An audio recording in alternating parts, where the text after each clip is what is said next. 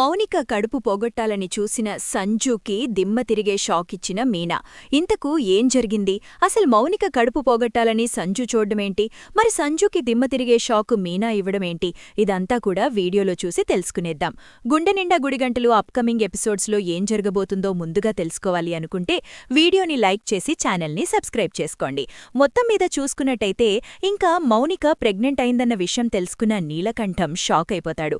ఎందుకంటే నీలకంఠం ప్లాన్ ప్రకారం మౌనిక పిల్లలు పుట్టారని ఒక సర్టిఫికెట్ని అంటే ఒక దొంగ సర్టిఫికెట్ని క్రియేట్ చేసి దాని ద్వారా మౌనికాని శాశ్వతంగా వదిలించుకోవాలనేదే వాడి ప్లాన్. మరి అలా వాడు ప్లాన్ చేసుకుంటే ఇంటికొచ్చేసరికి మౌనిక ప్రెగ్నెంట్ అని చెప్పడంతో ఎంతగానో సంతోషపడిపోతుంది సువర్ణ. ఇంకా నీలకంఠం కాస్త షాక్ అయ్యి ఏంట్రా ఇది అని చెప్పాను. ఏం చేయమంటావు నాన్న? నేను వెళ్ళి అక్కడ్నుంచి తిరిగి వచ్చేటప్పటికి ఇలాంటి షాకింగ్ న్యూస్ విన్నాను. ఏం చేయాలో నాకు అర్థం కావట్లేదు అంటూ మాట్లాడేసరికి అదేంటి అలాంటి పరిస్థితి ఎందుకొచ్చింది అని చెప్పాను గాని ఏం చేయమంటావు? ఏం చేయాలో అర్థం కాని పరిస్థితిలోనే ఉన్నాను అంటూ ఇంక మాట్లాడుతూ ఉంటారు. మాట్లాడుతూ ఉండేసరికి మరి ఇప్పుడేం చేయాలరా అని చెప్పాను గాని నీకేమో బంగారు భవిష్యత్తు, రాజకీయ భవిష్యత్తు ఉండాలి అని కోరుకున్నాను. ఇప్పుడేమో నువ్విలాంటి పరిస్థితి తీసుకొచ్చి ఇప్పుడు నేనేం చేయాలి నాన్నా అంటూ నన్నడుగుతుంటే నేనేం చేయమంటావురా, నన్నేం చేయమంటావు అనగానే మరి ఏం చేయం నాన్నా, ఇప్పుడు నా పరిస్థితేంటో నాకు అర్థం కావట్లేదు, ఈ ప్రాబ్లం నుంచి ఎలా బయటపడమంటావో తెలియడం లేదు అంటూ మాట్లాడ్డంతో మరిప్పుడు ఏం చేద్దామనుకుంటున్నావు? ఎలాంటి క్లిష్ట పరిస్థితుల్లో ఉన్నాం కాబట్టి ఇప్పుడు మనం ఏం చేసినాగానే ఆచీతూచి అడిగేయాలి అనగానే లేదు నాన్న, తన కడుపులో ఉన్న బిడ్డను ప్రాణాలు తీసేస్తాను అంటూ మాట్లాడేసరికి నువ్వలాంటి పిచ్చి పని చేస్తే అడ్డంగా దొరికిపోతావురా అని చెప్పాను గాని ఏం చేయమంటావు? మరి నేనెలా చెయ్యాలి ఇదంతా? దీనితో కలిసి ఉండడం నా వల్ల కాదు, నా వల్ల కానే కాదు అంటూ మాట్లాడ్డంతో ఏదో ఒకటి నువ్వే చేయి నాన్నా అని చెప్పగానే కొన్ని రోజులు లోపకు పడదాం, ఆ తర్వాత ఏం చేయాలో అదే చేద్దామని నీలకంఠం ఇటు సంజు ఇద్దరూ అనుకుంటారు. ఇంకా అక్కడ మీనా గదిలో కూర్చుని ఆలోచిస్తూ ఉంటుంది. ఇప్పుడు మౌనికని వదిలించుకోవాలని వాళ్లు ప్రతిక్షణం ఆరాటపడుతున్నారు. మరి అలా వదిలించుకోవాలనుకున్న వాళ్లు ఇప్పుడు మీనా విషయంలో మౌనిక విషయంలో ఎలా రియాక్ట్ అవుతారు? మౌనికని వాళ్లు వదిలిపెడతారా? మౌనిక జీవితంలో వాళ్ళేదో ఒకటి చేసి తీరుతారు. అప్పుడు మనం ఏం చెయ్యాలి, ఏ రకంగా మౌనికని చూసుకోవాలి అని ఆలోచనలోనే పడతారు. ఆలోచనలో పడేసరికి మరిప్పుడేం చేద్దామంటావు అనగానే అదే ఆలోచిస్తున్నాను, ఇప్పుడు ఏదో ఒకటి చేసి ఏంట్రో మీనా, ఏంటి అంత తీవ్రంగా ఆలోచిస్తున్నావు అనగానే నేనేమీ లేదండి అనేసరికి లేదు మీనా, నువ్వు దేని గురించో చాలా తీవ్రంగా ఆలోచిస్తున్నావు అనగానే నేనింక దేని గురించి ఆలోచిస్తానండి అని చెప్పనేసరికి లేదు, నువ్వు దేని గురించో ఆలోచిస్తున్నావు, నువ్వు నా దగ్గర మాట దాటాలని నాకు చెప్పకూడదని నిర్ణయం తీసుకున్నావు, అందుకే నువ్వు చెప్పడం లేదేమో అని చెప్పి మాట్లాడుతుండగా లేదండి, నేనసలు ఏ మాట దాటాలని ప్రయత్నించలేదు, నేను ఏమీ కూడా వద్దు అని ఏదీ కూడా మీ దగ్గర చెప్పకుండా ఉండాలని అనుకోలేదు అంటూ మీనా కాస్త చెప్తుంది. ఇప్పుడే వస్తానుండండి అంటూ మీనా అక్కడ్నుంచి వెళ్ళిపోతుంది. వెళ్ళిపోయేసరికి మీనా దేని గురించి ఆలోచిస్తుంది, అసలు ఎందుకంత తీవ్రంగా ఆలోచిస్తుంది అనుకుంటుంది. ఈయనక ఎట్టి పరిస్థితుల్లో అనుమానం రాకూడదు, సంజుకి మౌనికంటే ఇష్టం వేదని, మౌనికని తన జీవితంలోంచి సంజు తప్పించుకోవాలన్న ఉద్దేశం తనకి ఉందన్న విషయం ఎట్టి పరిస్థితుల్లోనూ తెలియకూడదు అన్న ఉద్దేశంతోనే ఇంకా మీనా అనుకుంటుంది. అనుకునేసరికి ఇప్పుడు నేను ఏదో ఒకటి చేసి నా ఆడబుడుచు కడుపులోని బిడ్డను కాపాడుకోవాలి అన్న విషయం చెప్పడంతో ఇంకా ఏదో ఒకటి చెయ్యాలి అని అనుకుంటుంది. ఇంకా ఆ రోజు రాత్రి పడుకునిపోయిన తర్వాత మరుసటి రోజు ఉదయాన్నే మీనా పువ్వులివ్వడానికి వెళ్లి మనస్ఫూర్తిగా గుడిలో నమస్కారం చేసుకోవాలి. ఆ సంజులో మార్పు వచ్చి మౌనిక జీవితంలో మంచి రోజులు రావాలి. మౌనిక చాలా మంచి అమ్మాయి, అలాంటి మౌనికకు మంచే జరగాలి తప్ప చెడు జరగకూడదు. చెడు జరగకుండా ఉండాలి అంటే ఖచ్చితంగా మౌనికకు నేనే అండగా ఉండాలి అని చెప్పి ఇంకా అనుకుంటుంది. ఇంకా మీనా అయితే అలా అనుకున్న మీనా ఏం చేయాలి అని ఆలోచించుకొని మరుసటి రోజు ఉదయాన్నే గుడికి వెళ్తుంది కదా, గుడికి వెళ్లి ఆ దేవుణ్ణి మనస్ఫూర్తిగా స్మరించుకొని వెనక్కి తిరిగేసరికి మీనాకు తెలిసిన ఒక ఇన్స్పెక్టర్ కాస్త కనిపిస్తుంది. హాయ్ మీనా, బాగున్నావా అని చెప్పనుగానే బాగున్నాను మేడం అని చెప్పనేసరికి ఏంటి ఈ మధ్యన నేను గుడికొస్తున్నా నువ్వు కనిపించడం లేదు, అప్పుడప్పుడు మా అమ్మ వాళ్ళని చూడ్డానికి వస్తుంటానండి అని చెప్పనుగానే మీ అమ్మ చెప్పింది, పైగా మొబైల్ పూలు పెట్టే షాప్ ఏదో ఉందంట కదా, బండిమీద పూలకంప అని ఒక తొట్టె పెట్టుకుని పూలమ్ముతుంటావంట కదా అని చెప్పనుగానే అవును మేడం అని చెప్పనేసరికి ఎందుకు మీనా డల్లుగా ఉన్నావు అని చెప్పనుగానే ఏమీ లేదండి అనేసరికి మీ మనసులో ఏదో ఆందోళన ఉందని నీ ఫేస్లో నాకు క్లియర్గా కనిపిస్తోంది.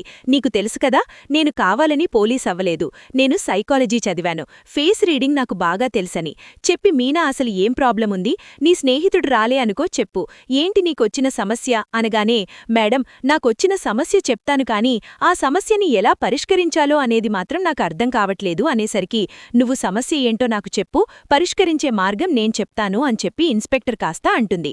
అనేసరికి సరే అని ఇంక మీనా ఇద్దరూ పక్కపక్కనే కూర్చుంటారు. ఏంటి మేడం మీకు డ్యూటీ లేదా, నాతో ఇంత తీర్బాగా మాట్లాడుతున్నారు అనగానే, చూడు మీనా, నీ గురించి నాకు బాగా తెలుసు. నువ్వు ఏదైనా సరే అందరికీ మంచి జరగాలి అని కోరుకునే వ్యక్తివి. అలాంటిది నీకేదో సమస్య వచ్చింది అని నాకు తెలిసినప్పుడు నేనెందుకు డ్యూటీ గురించి ఆలోచిస్తాను? 1 మినిట్ అని చెప్పి ఇంక వెంటనే తను వాళ్లకి ఫోన్ చేసి స్టేషన్కి ఫోన్ చేసి నేనొక 1 అవర్ లేటుగా వస్తాను, ఈలోపు మేనేజ్ చేయండి అని చెప్పనేసరికి ఓకే మేడం అని చెప్తారు. ఏంటి మేడం నా గురించి మీ టైంలో 1 అవర్ వేస్ట్ చేసుకుంటారని అని చెప్పనిగానే, చూడు మీనా, 1 అవర్ నేను వేస్ట్ చేసుకోవడం కాదు, నాకు నువ్వు ఇంపార్టెంట్, అర్థమవుతుందా? నీకు నాకు మధ్య బాండింగ్ ఏంటో నీకు బాగా తెలుసు. అసలు నీకొచ్చిన సమస్య ఏంటి, నువ్వు దేని గురించంతా ఆలోచిస్తున్నావు అనగానే, నాకొక ఆడబొడుచుంది అనగానే, అవునా మీ ఆయన వాళ్ళా అనగానే, వాళ్ళు ముగ్గురు అన్నదమ్ములు, ఆడబొడుచు అందరికంటే చిన్నది, కాని తన జీవితంలో ఎంతో ఏదో సాధించాలని అనుకుంది. ఇంట్లో వాళ్లు చెప్పిన పెళ్లి సంబంధమే చేసుకుంది. కాని తన భవిష్యత్ అనేసరికి, ఏమైంది మీనా, భవిష్యత్తుకేమైంది, అసలు నువ్వక్కడ ఆగావు చెప్పు, ఏదైనా సమస్య, అత్తవారింట్లో ఏదైనా ప్రాబ్లమా అని చెప్పనగానే, అత్తవారింట్లో సమస్యే మేడం, కాని అది మా ఇంట్లో వాళ్లకి ఎవ్వరికీ తెలియదు. ఆ సమస్య ఏంటో, తను ఎదుర్కొంటున్న ఇబ్బందులు ఏంటో నాకు మాత్రమే తెలుసు. నా భర్తకు కూడా నేను చెప్పలేని పరిస్థితిలో ఉన్నాను. ఎందుకంటే నేను చెప్తే నా భర్త ఆవేశపరుడు, చెల్లెల కోసం ఏదైనా చేయడానికి సిద్ధపడతాడు. ఆయన్ని నేను కంట్రోల్ చేయలేను. అందుకోసమే మేడం నేనీ విషయాన్ని ఎవ్వరికీ చెప్పలేదు అనేసరికి, మరిప్పుడు ఏం చేద్దామనుకుంటున్నావు అనగానే, తనకొచ్చే సమస్యను పరిష్కరించాలనుకుంటున్నాను. అది ఎలానో ఏంటో నాకు అర్థం కావట్లేదు. దాని గురించే ఆలోచిస్తున్నాను అనేసరికి, అసలు సమస్య ఏంటో చెప్పు అనగానే, చెప్తాను మేడం అని ఇంక మొత్తమంతా కూడా, అంటే సంజూని మౌనిక ఎలా పెళ్లి చేసుకుంది, ఏ విధంగా చేసుకుంది, పెళ్లి చేసుకోవడానికి గల కారణాలేంటి అన్నీ కూడా పూసచ్చినట్టుగా చెప్తుంది. చెప్పేసేసరికి, అంటే ఇప్పుడు నీ ఆడపడుచు సమస్యల్లో ఉందంటావ్, అత్తవారింట్లో మావయ్య అలాగే భర్త తనను హింసిస్తున్నారు. కాని ఆ విషయం మీ అత్తవారింట్లో తెలియదు, అంటే అమ్మాయి పుట్టింట్లో తెలియదు, ఎవరికీ చెప్పుకోలేని పరిస్థితి.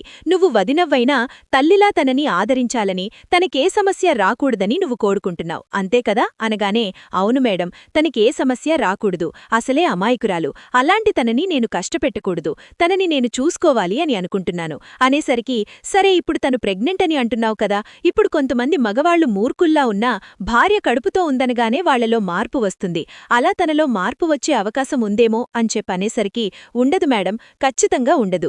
ఎందుకంటే తను ఎవరో ఎలాంటివాడో బాగా తెలుసు. మూర్ఖుడంటే వాడే, అలాంటి వాడిలో మార్పు వస్తుందంటే నేనస్సలు నమ్మను. వాడిలో ఎప్పటికీ మార్పు రాదు మేడం అని చెప్పనేసరికి, ఓకే నువ్వు చెప్పేది నిజమే అనుకుందాం, వాడిలో మార్పు రాదు, మరిప్పుడు వాడికి ఎలా గుణపాఠం చెప్పాలి అని చెప్పనగానే, నాకైతే ఒక ఆలోచన ఉంది మేడం, కాని ఆ ఆలోచనని ఎలా అమలు చెయ్యాలో అర్థం కావట్లేదు అనేసరికి, ఏంటా ఆలోచన చెప్పు అనగానే, తనకేదైనా సమస్య చేసినా తనకి సమస్య ఏదైనా వచ్చినా ఖచ్చితంగా వాళ్లకే చుట్టుకునే మెడకు చుట్టుకునేటట్టుగా మనం వాళ్లని భయపెట్టాలి. తనకు ఏ చిన్న ప్రాబ్లం వచ్చినా వాళ్లమీదకే వస్తుందేమో అన్నట్టు వాళ్లు అనుకోవాలి అని చెప్పి అనేసరికి, ఓకే నేను నీకు ఒక సలహా ఇవ్వగలను అనగానే, ఏంటి మేడం ఆ సలహా అని చెప్పి అనేసరికి, నేను ఒక కానిస్టేబుల్ని మప్పీలో ఇస్తాను అంటే, మప్పీలో కాదు, ఒక కానిస్టేబుల్ని అక్కడ నువ్వు పెట్టు, తనకు ఏ చిన్న సమస్య వచ్చినాగాని వాళ్లే ప్రాబ్లం క్రియేట్ చేసినట్టుగా, తనకు ఏదైనా జరిగితే వాళ్లకీ సమస్య అన్నట్టుగా మనం కంప్లైంట్ ఇచ్చాము అని చెప్తాము, మనం కంప్లైంట్ ఇచ్చాము అని చెబుదాము అనేసరికి, అలా జరిగితే వాళ్లు ఏదైనా ప్రమాదం తలపెట్టరా మేడం అని చెప్పనగానే, ఖచ్చితంగా తలపెట్టడానికి భయపడతారు.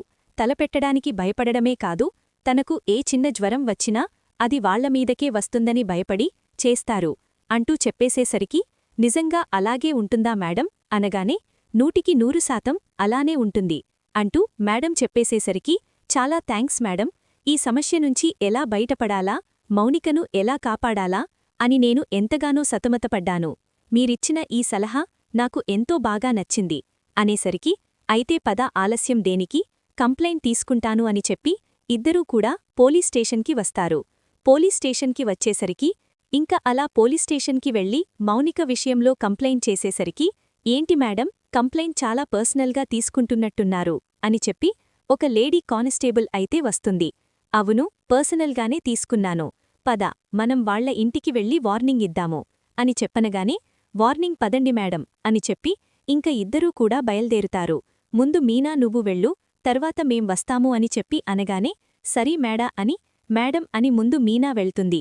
వెళ్లేసరికి మీనా లోపలికి వెళ్లడంతోటే ఏంటి మా ఇంటికి వచ్చావు అనగానే ఇది నా ఆడబడుచు అత్తవారి ఇల్లు, నేను ఎప్పుడైనా వెళ్ళొచ్చు, ఎప్పుడైనా రావచ్చు, నాకు ఇక్కడికి వచ్చే హక్కు అధికారం ఉంది వదినా అంటూ ఇంక గబగబా మౌనిక వచ్చేసరికి ఆగు అని చెప్పి అనగానే ఎందుకాపుతున్నారు, తను నా దగ్గరికి వస్తున్నప్పుడు ఆపవలసిన అవసరం ఏముంది, అయినా నువ్వు ఇక్కడికి ఎందుకు వచ్చావు, ఇప్పుడు నీకు ఇక్కడ ఏం పని అనగానే పని ఉంది కాబట్టే వచ్చాను, ఏంటి కడుపుతో ఉన్న పిల్లని జాగ్రత్తగా చూసుకోవలసిన బాధ్యత లేదా, తను అలా పరుగులు పెట్టినా తనకి ఏదైనా చిన్న ప్రమాదం జరిగినా చాలా కష్టం కదా అని చెప్పి అనేసరికి కష్టమా, ఎందుకు కష్టం, తన కడుపులో ఉన్న బిడ్డ నాకు అవసరం లేదు, తనను కడుపుతో ఉన్న అమ్మాయిని ఎలా చూసుకోవాలో తెలియదా, కడుపులో ఉన్న బిడ్డను తీసేస్తాను అంటూ మాట్లాడుతున్నావు అనగానే అవును, ఇప్పుడు మౌనిక కడుపుతో ఉండగం నాకు ఇష్టం లేదు, కడుపులో ఉన్న బిడ్డను నేను ఎప్పుడైనా కరిగించగలను, కావాలంటే అబార్షన్ కూడా చేయిస్తాను అంటూ మాట్లాడేసరికి ఏంటి అబార్షన్ చేయిస్తావా అనగానే అవును, అబార్షనే చేయిస్తాను అని చెప్పి ఇంక సంచు అంటాడు. నువ్వు అబార్షన్ చేయించడం కాదు, తనకు చిన్న తలనొప్పి వచ్చినా నిన్ను మేము బుక్ చేయడానికి అవకాశం ఉంది అంటూ ఇంక పోలీసులు కాస్త ఎంటరవుతారు. ఎంట్రీ ఇచ్చేసరికి హేమా ఎవరు మీరు అని చెప్పనగానే నువ్వు ఏ పోలీస్ డ్రెస్లో తెలియడం లేదా అని చెప్పనగానే నువ్వు నీ భార్య కడుపులో ఉన్న బిడ్డను అబార్షన్ చేయిస్తాను అని చెప్తున్నావు కదా, చేయించడానికి కూడా నీకు అవకాశం లేదు, ఎందుకంటే తన కడుపులో ఉన్న బిడ్డకు ఏదైనా చిన్న ప్రమాదం జరిగినా, మౌనికకు ఏదైనా జరిగినా నేను మాత్రం ఎట్టి పరిస్థితుల్లోనూ వదిలిపెట్టను, ఎందుకంటే మీ వతిను అంటే ఈ మేన మాకు కంప్లైంట్ ఇచ్చింది, ఏమని అంటే తన కడుపులో ఉన్న బిడ్డకు గాని తనకు గాని ఏదైనా చిన్న ప్రమాదం జరిగినా అది ఖచ్చితంగా మీ తండ్రి కొడుకుల వల్లేనని, తనకు ఏ ప్రమాదం లేకుండా ప్రొటెక్షన్ ఇవ్వమని, ఏదైనా చిన్న ప్రాబ్లం వచ్చినా కారణం వీళ్లే అవుతారు అని మీద కంప్లైంట్ ఇచ్చింది అనేసరికి ఒక్కసారిగా షాక్ అయిపోతారు. కంప్లైంట్ ఇచ్చింది అనగానే షాక్ అయిపోయేసరికి ఏంటి పిచ్చిపిచ్చి వేషాలు వేస్తున్నారా అనగానే ఏదైనా అనుకోండి, ఏదైనా చేసుకోండి, ఇది ఆడపిల్ల కేసు, పైగా కడుపులో ఉన్న బిడ్డకు కూడా మేము సంరక్షణ కల్పించాలి అనుకుంటున్నాము, అలా సంరక్షణ కల్పించడం కోసమే మేము ఇదంతా చేస్తున్నాము అని చెప్పి మాట్లాడేసరికి ఇంక ఏం మాట్లాడాలో అర్థంకాక సంచు అయితే షాక్ అయిపోతాడు. నీలకంఠం కూడా అలా షాక్లోనే ఉండిపోతాడు. ఇంక అలా షాక్లో ఉండిపోయేసరికి ఏం మాట్లాడుతున్నారో మీకు అర్థమవుతోందా, ఎందుకు మమ్మల్ని మీరు ఇలా మా మీద కేసు పెట్టడం ఏంటి అనగానే మౌనికాకు సమస్య వస్తే ఆ సమస్య మీ వల్లే వస్తుందని నాకు 100% తెలుసు, లేనిపోని పిచ్చిపిచ్చి నాటకాలు వేసినా పిచ్చిపిచ్చి వేషాలు వేసినా అస్సలు వదిలిపెట్టను అని చెప్పి మీనా కాస్త వార్నింగ్ ఇస్తుంది. ఇంక వీళ్లు వార్నింగ్ ఇచ్చి వెళ్ళిపోతారు. వెళ్ళిపోయేసరికి ఏంటి నాన్నా, ఏంటిదంతా అని చెప్పి అనగానే లేదురా, ఇవన్నింటినీ మనం ఎదుర్కొని ఏదో ఒకటి చెయ్యాలి, దీని కడుపులో ఉన్న బిడ్డను కరిగించేయాలి, దీన్ని చెకంకు తీసుకెళ్లి అక్కడే అబార్షన్ చేయించేసేయాలి, అబార్షన్ అయిపోయిందని డాక్టర్తో అబద్ధం చెప్పేద్దాము అని చెప్పించేసరికి సరే అని ఆ రోజు నుంచి కూడా ప్రేమగా చూసుకున్నట్టు నటిస్తాడు. ఎందుకంటే ఆల్రెడీ కంప్లైంట్ ఇచ్చింది కాబట్టి కంప్లైంట్ ఎక్కడ పెద్ద ఇష్యూ అవుతుందో అన్న ఉద్దేశంతోనే ప్రాబ్లం అవ్వకూడదు అన్న కారణం చేత హాస్పిటల్కి ప్రేమగానే తీసుకెళ్లి అక్కడ అబార్షన్ చేయించాలి అని అనుకుంటాడు. ఆల్రెడీ ఆ డాక్టర్కి ఈ ఇన్స్పెక్టర్ మంచి ఫ్రెండ్, ఆల్రెడీ చెప్తుంది అంటే వాళ్లు రెగ్యులర్గా ఎక్కడ చూపించుకుంటారో ఏంటో అన్నీ ఎంక్వైరీ చేస్తుంది ఆ డాక్టరమ్మ. ఇంక అలా ఎంక్వైరీ చేసి చెప్పిన తర్వాత తెలుసుకున్న తర్వాత ఇంక వీళ్లు ఎప్పుడైతే చెకప్కు వచ్చారో వెంటనే పోలీస్ ఇన్స్పెక్టర్కి ఫోన్ చేస్తుంది. ఇన్స్పెక్టర్కి ఫోన్ చేసేసరికి వీళ్లు చెకప్కు వచ్చారు అనగానే అవునా, సరే నువ్వు చెక్ చేస్తూ ఉండు, నేను వస్తాను అనేసరికి సరేనని ఇంక మీనాకి ఫోన్ చేస్తుంది. ఫోన్ చేసేసరికి సరే అని మీనా మాట్లాడి ఇద్దరూ కూడా బయల్దేరి వస్తారు. ఈలోపు డాక్టర్తో డాక్టర్ మీరు మా ఫ్యామిలీ డాక్టర్, మీతో నేను కొంచెంసేపు మాట్లాడాలి అనగానే ఏంటి అనగానే ఒక్కసారి ఇలా రండి అని చెప్పి ఇంక వెంటనే తన కడుపులో ఉన్న బిడ్డ కడుపులోనే చనిపోవాలి, ఏం చేస్తారో తెలియదు, అది అబార్షన్లో అవ్వాలే తప్ప ఆ కడుపులోని బిడ్డ చనిపోవడానికి కారణం ఏ ఒక్కరూ కారణం కాదు అన్న సర్టిఫికెట్ కూడా రావాలి, తన కడుపు వీక్గా ఉండడం, గర్భసంచి వీక్గా ఉండడం వల్లే కడుపులోని బిడ్డ కడుపులోనే చనిపోయిందని అందరూ నమ్మేటట్టుగా ఉండాలి అని చెప్పి డాక్టర్ అత్త అయితే సంజు మాట్లాడతాడు. సంజు మాట్లాడేసరికి ఇంక ఎప్పుడైతే సంజు ఆ రకంగా మాట్లాడతాడో డాక్టర్ వెంటనే ఆల్రెడీ ఇన్స్పెక్టర్కి ఇన్ఫార్మ్ చేసింది కాబట్టి సరీ సార్ అన్నట్టు డాక్టర్ కూడా ఒప్పుకుంటుంది. ఏంటి మేడం, మీరు నిజంగానే ఒప్పుకుంటున్నారా అనగానే మీకు ఇష్టమైతే ఓకే అని చెప్పి అనేసరికి ఇంక నాకు చాలా ఇష్టం మేడం, చేయించేయండి, తనకు అబార్షన్ అయిపోవాలి అని చెప్తారు. చెప్పేసేసరికి ఇంక కరెక్ట్గా లోపలికి తీసుకువెళ్తారు మౌనికాని. మౌనికానికి లోపలికి తీసుకువెళ్లిన తర్వాత మౌనికాతో కొంతసేపు ట్రీట్మెంట్ అలా చేసి ఎవడు బయటికి తీసుకొచ్చేస్తుంది. తీసుకొచ్చేసేసరికి ఏంటి డాక్టర్ అని చెప్పనగానే ఏంటి మీరు నేను చెప్పింది చేశారా అనగానే చెకప్ చేశారా అనగానే చేశాను అమ్మా, నువ్వు కొంచెం బయట వెయిట్ చేయి అనగానే సరే మేడం అని బయటికి వెళ్లిన తర్వాత అప్పుడు మీనాను ఇటు ఇన్స్పెక్టర్ ఇద్దరూ ఎంట్రీ ఇస్తారు. ఎంట్రీ ఇచ్చేసరికి ఒక్కసారిగా వాళ్లని చూడడంతోటే షాక్ అయిపోతాడు. ఏంటి మౌనికాని హాస్పిటల్కి తీసుకొచ్చి తన కడుపులోని బిడ్డను డాక్టర్ చేత ప్రాణాలు తీయించి అది డాక్టర్ ట్రీట్మెంట్లోని ప్రాబ్లం వల్ల తన కడుపులోని బిడ్డ చనిపోయింది అని చెప్పాలని చూస్తావా? అసలు నువ్వు మనిషివేనా? నువ్వు అసలు దుర్మార్గుడవు కాదా? అసలు కడుపులోని బిడ్డవు ఇంకా కన్ను కూడా తెరవని ఒక పసిబిడ్డను, కడుపులో చీకటిలో ఉన్న బిడ్డను ప్రాణాలు తీయాలని చూస్తావా? పిల్లలు లేక ఎంతోమంది సతమతమవుతున్నారు. అలాంటిది నువ్వు కడుపులో బిడ్డను దూరం చెయ్యాలి అని చూడడం ఎంత తప్పు, ఎంత పాపం, ఎంత మోసం అంటూ ఇంక మీమా చెంప పగలగొడుతుంది. పగలగొట్టేసరికి నీమీద కంప్లైంటుంది, అయినా సరే నీకు ఏమాత్రం భయం లేకుండా ఒక కడుపులోని బిడ్డను ప్రాణాలు తీయడానికి ప్రయత్నించావంటే నీకు ఎంత ధైర్యం అనుకోవాలా? ధైర్యం అనుకోవాలా లేక బలుపనుకోవాలా? నిన్ను ఇప్పటికిప్పుడు నేను అరెస్ట్ చేయగలను, కాని అలా చేయడం వల్ల ఆ కడుపుతో ఉన్న అమ్మాయి బాధపడుతుంది. తను బాధపడడం మాకు ముఖ్యం కాదు, నీలో మార్పు రావడమే మాకు ముఖ్యం. నువ్వు కాదు, కూడదు అని నెక్స్ట్ డేట్ అయినా సరే తన కడుపులోని బిడ్డను ఏదైనా చెయ్యాలని ప్రయత్నిస్తే ఖచ్చితంగా చెప్తున్నాను, ఖచ్చితంగా నిన్ను అరెస్ట్ చేయడానికి వెనకాడను. నిన్ను నీ నాన్నను కూడా జైలుకు పంపిస్తాను. ఎందుకంటే నీ నాన్న చెప్పడం వల్లే నువ్వు అన్నీ చేస్తున్నా అన్న విషయం మాకు మా ఎంక్వైరీలో తెలిసింది. నాన్న చెప్పింది తప్ప చెప్పనిది చేసే అలవాటు నీకు లేదని, నువ్వు ఎలాంటి పెంటపని చేసినా, ఎలాంటి దుర్మార్గపు పని చేసినా, ఏ పని వెనకైనా సరే నీ కన్నతండ్రి ఉంటాడు అన్న విషయం మాకు క్లియర్గా తెలిసింది. ఇప్పుడు నువ్వు ఏదైనా అబార్షన్ చేసినా, ఏదైనా చెయ్యాలి అనుకున్నా గాని అది ఖచ్చితంగా వర్కౌట్ అవ్వదు. ఒకవేళ ఏదైనా జరిగితే జీవితాంతం మీ తండ్రి కొడుకులు ఇద్దరూ కూడా జైల్లో ఉంటారు. బెయిల్ కూడా వచ్చే అవకాశం లేకుండా నాన్ బెయిలబుల్ వారంట మీ మీద ఇష్యూ చేయిస్తాను అని చెప్పి అనేసరికి అది కాదు అనగానే మీరు ఏం చెప్పినా నేను నమ్మను. అర్థమవుతోందా? వదిలేయండి, వదిలే సమస్య లేదు. అర్థమవుతోంది కదా? మీ తండ్రి కొడుకులు ఇద్దరికీ కూడా గట్టి వార్నింగ్ ఇస్తున్నాను అని చెప్పి ఇంక ఇన్స్పెక్టర్ కాస్త బయటికి వస్తుంది. వచ్చేసరికి వాళ్లు సైడ్ అయిపోతారు. మౌనిక దగ్గరికి వీడు వస్తాడు సంజు. మీనా కూడా వచ్చి అమ్మా మౌనిక, ఎలా వచ్చావేంటి అనగానే చెకప్కు వచ్చాను వదినా అనేసరికి చెకప్కా? అవునా? ఏంటి నీలో ఇంత మార్పు వచ్చిందా అనగానే నా భార్య కడుపుతో ఉంది, కడుపుతో ఉన్నప్పుడు తను ఏదైనా చెయ్యాలి, ఏదైనా దగ్గరుండి చూసుకోవలసిన బాధ్యత నాదే కదా, అందుకే నా భార్యను నేనే దగ్గరుండి చూసుకోవాలని హాస్పిటల్కి తీసుకొచ్చి చెకప్లు చేయిస్తున్నాను అంటూ చెప్పడంతో అలాగే చేయించు, ఏమాత్రం తేడా వచ్చినా గాని అస్సలు ఊరుకోను.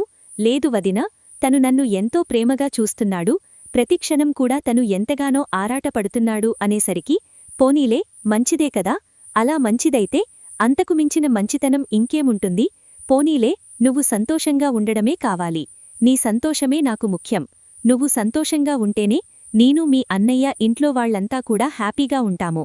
లేదంటే మాత్రం జాగ్రత్తగా చూసుకో, తన కళ్లల్లో నుంచి కన్నీళ్లు రాకూడదు, కన్నీళ్లు రాకుండా చూసుకో అని చెప్పి ఇంక ఎంతో కోపంగా చూసుకోమని చెప్పి అనేసరికి ఇంక ఇంటికి వచ్చేస్తారు.